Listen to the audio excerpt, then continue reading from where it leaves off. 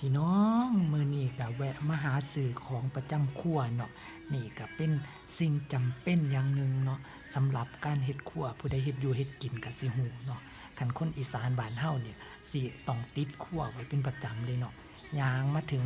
อีนี่ชั้นวางของเพิ่นแล้วก็แนมหาละสีเหลืองๆสีเหลืองๆนี่อยู่ไสน้ออยู่หม้องใดน้อจังซี่เนาะก็จ้องเบิ่งแล้วก็เบิ่งเปรียบเทียบราคาให้ดีเนาะซุมื้อนี้เฮาต้องซื้อของแบบฉลาดเด้ ต้อง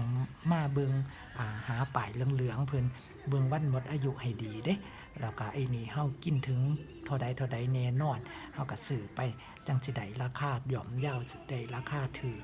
สำหรับยุคนี้ประหยัดเป็น